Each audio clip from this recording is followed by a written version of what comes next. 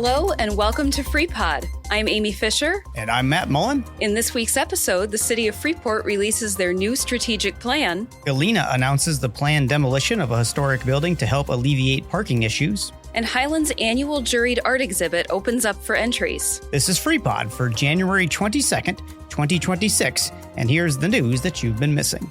The city of Freeport has released an updated strategic framework for 2026 to 2028. The document serves as an outline of priorities and goals for the city as they move towards a 2040 vision statement. The new framework builds on previous strategic plans and highlights priority areas for city leadership. Included among those priorities are a safe and inclusive community, neighborhoods and housing, reliable and strong infrastructure, economic development and land use, and a vibrant arts and culture experience. Specifics of the plan include taking a three-pronged approach to public safety, utilizing community service officers, social workers, along with traditional law enforcement. City leaders also want to continue the Refresh Freeport program that focuses on tackling blight in the city. To see the full report, please visit the print version of this story on our website at www.freepod.org. The Freeport Park District was awarded a grant worth $500,000 by the Illinois Department of Natural Resources to improve the features at Crape Park. As part of the Open Space Land Acquisition and Development Program, or OSLAD, the Park District will use the $582,445 to pursue projects such as improving ADA accessibility in the park, 2 new playgrounds, and infrastructure improvements like lighting and signage. Work on these projects is anticipated to begin this summer with the goal of completion by December 2027. Highland Community College wins a grant to help recruit and support future educators. The grant, titled the Disadvantaged Male Teacher Initiative, will give the college $30,000 to help identify and support diverse, community-connected individuals who aspire to become teachers. The grant is provided by Grow Your Own Illinois, but funded by the Illinois Board of Higher Education. Highland's Dean of Humanities, Social Sciences, and Fine Arts, Ray Shootback Rowe, and educational psychology instructor, Dr. Nargis Hyder, spearheaded the application process. The college says that this grant aligns with their broader commitment to equity, access, and workforce development. Darin Stykel from Fair Graham was recently given the Community Impact Award by Freeport City Manager Rob Boyer. Stykel has served as both a consultant and a project manager for many of the city improvement projects over the last several years, including cleaner drinking water initiatives and roadwork projects. Congratulations to Darin. As anyone who has ever shopped the Main Drag in Galena can tell you, parking is at a premium in that historic city. And in light of this problem, the city of Galena has now approved the demolition of its historic police station to make way for a parking ramp. The building, found at 312 North Main Street, was built in the 1910s and would require nearly $3 million in repairs and improvements to keep it in use. Instead, the city and Joe Daviess County officials are working on an agreement to fund the $2.3 million needed to convert the lot into a 50-space parking deck. Galena City Administrator Matt Oldenburg says that the city currently has just over 200 parking spaces on Main Street, so the addition of another 50 is significant. The project was rejected by the city's Historic Preservation Commission. However, Galena officials still plan on pursuing the change, envisioning 1 to 2 years to see the work come to completion. State Line Area CrimeStoppers is asking for your help to solve a string of burglaries that occurred in Rock City in the early morning hours of January 12th. According to Stephenson County Sheriff's Office, an unidentified suspect or suspects cut the locks off of 5 storage units and entered those units.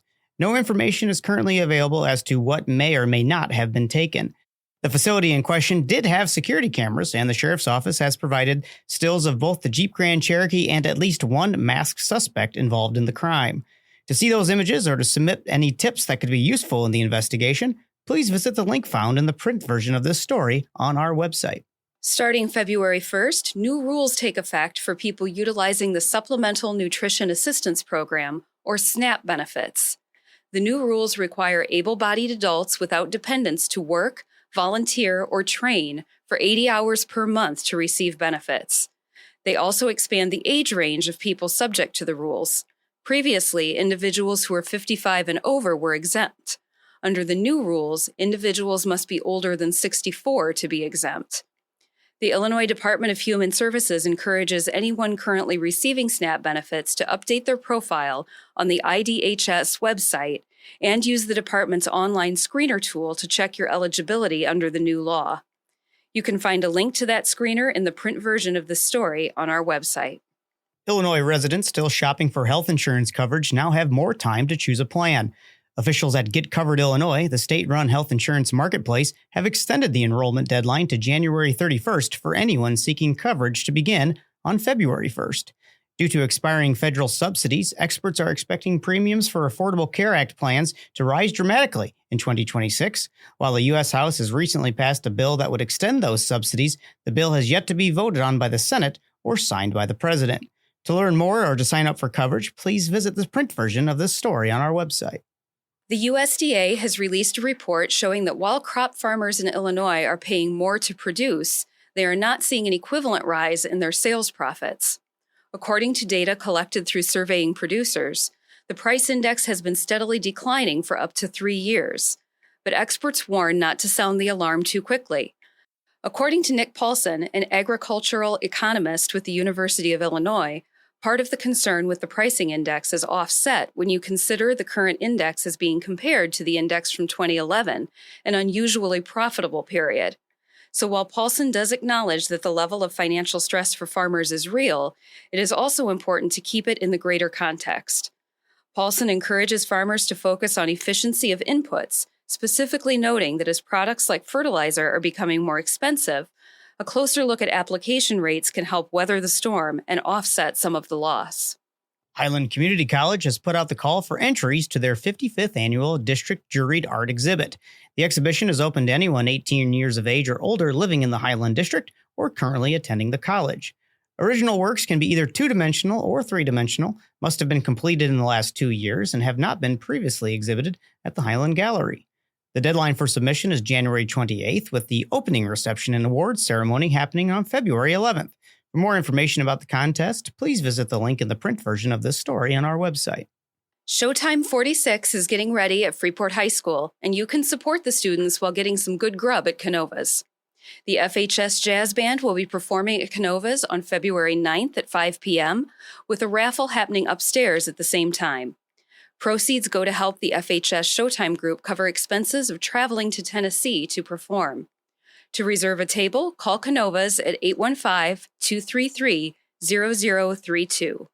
It's that time of year where the Freeport Park District is set to host a couple of special dances for children and their parents or significant adults. The Candyland Ball, which is an annual dance for girls 13 and under to attend with their dad or significant adult, will take place on February 13th from 6 to 8:30 p.m. at the Masonic Events Center, while the Mom and Me Masquerade gives boys 13 and under the chance to spend a special evening with their mothers, and that event happens on February 27th. Pre-registration for both events is required and will cost $16 for residents and $17 for non-residents. You can register for the Candyland Ball by February 11th or the Mom and Me Masquerade by February 25th by following the link provided in the print version of this story on our website. Severson Dells Nature Center is hosting Sensory Science on February 7th from 10 a.m. to 2 p.m. The event allows children to touch, smell, and listen to the nature that surrounds us. The event is free and no pre-registration is required. This event is part of Severson Dells' ongoing Science Saturdays programming, which offers a different opportunity each month for kids to explore the scientific world with hands-on, minds-on activities. Area residents are invited to participate in this year's Great Backyard Bird Count on February 14th, starting at 1 p.m. at the Crate Park Community Building. The annual event started in 1998 and has become one of the largest citizen science bird counting opportunities available. Registration is not required, but the local sponsor of this event, the Northwest Illinois Bird and Nature Alliance, does ask that you email them in advance so they can send out a notification in case of cancellation. You can find that email address in the print version of this story on our website. Galena Lit Fest is hosting the Illinois Poet Laureate for a special evening of poetry and conversation. On January 29th from 6 to 8 p.m., residents can hear from Mark Turcotte, who was named Illinois' 6th Poet Laureate back in July. Turcotte has published multiple books, as well as being featured in literary journals and anthologies, while also serving as a senior lecturer and distinguished writer in residence at DePaul University. Turcotte's presentation will be held at historic Hess House in Galena, but will also be available via Zoom. You can find the registration for that virtual presentation in the print version of this story on our website. A new mental health option is opening up in Mount Carroll. The Mount Carroll Chamber of Commerce will host a ribbon cutting and open house for the new offices of Kinder Mind, a nationwide mental health provider, on January 31st at 10 a.m. The offices are located at 811 South Clay Street in Mount Carroll and provide counseling services both in person and virtually. The University of Illinois Extension Office is putting on a free workshop for local caregivers to discuss the challenges they face and offer up some practical ways to avoid burnout and take better care of themselves along the way. Family life educator Kara Schweitzer will lead the program taking place on January 28th at 10 a.m. at the Rock River Center in Oregon. Caregivers provide a wide range of support, while many have no formal training. It can be a meaningful and fulfilling task, but it can also bring on a lot of stress and tough emotions. Through this program, the Extension Office is hoping to offer real help for those who give so much to others. Before we close out this week's podcast, we remind you to check out this special weekly interview we posted this past Tuesday. Freeport host Alan Wenzel spoke to Will Clark, founder and creative director of 815 Natives, a Freeport-based media production company. Will highlighted his personal journey to entrepreneurship, as well as shared some advice on how other local young professionals can get started with launching a business in Freeport. This coming Tuesday, Tim Connors will talk to Lance Ferguson. Along with operating Davis & Company professional DJ services, Lance is a very active member of the Freeport community, serving in volunteer positions across multiple organizations. Tim's interview with Lance will be available on our website, www.freepod.org, or wherever you get your podcast from on Tuesday, January 27th, starting at noon.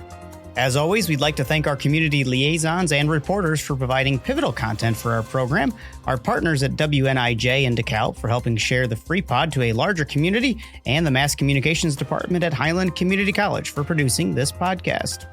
Please like us on Facebook, subscribe on the podcast platform of your choice, and share with your friends. If you'd like to make a tax-deductible contribution to support local news content, please visit our website at www.freepod.org. This has been Freepod. Thank you for listening.